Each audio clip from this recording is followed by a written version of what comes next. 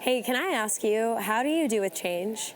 I know for me, I used to think I loved change. I moved from Northern California out of the country after high school, then back down to Southern California. And then if you would have asked me, what did I do for a living in my first years of my job, I would have told you, I'm doing youth ministry for now, because I'm like, oh, I love change.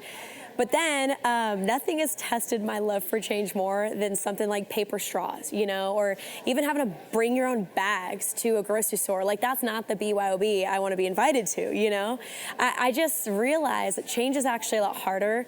Sometimes it's good, sometimes it's hard, sometimes it's painful. And I'm sure you could probably think of change in your life that's maybe been painful, like a loss or sacrifice or a big move, or even maybe a loss of friendship. But I think when I can take a step back and I look at all the change, there is change in my life that, whether it was good or bad, that when I step back, I'm like, you know what? It got me to where I'm at today.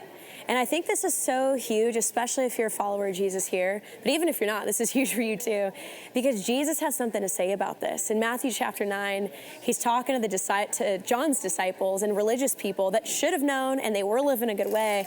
But Jesus was asking them to change. Like, Jesus doesn't just come to change the lost people. He actually came to change religious people too. So all of us have to change.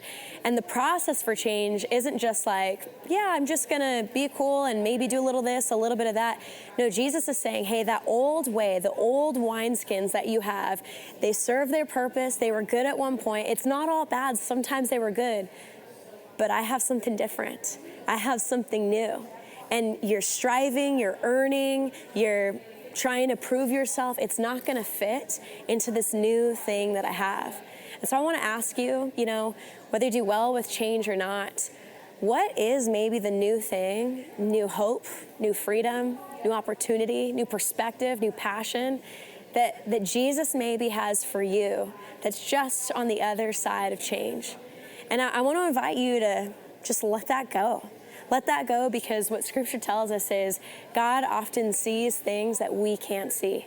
And so sometimes we don't fully understand it, but when it comes to Jesus, a God who never fails, we can always embrace it, because He is good. He sees things we don't see. And when we let go and embrace the new, that's when we get to experience the new He has for us.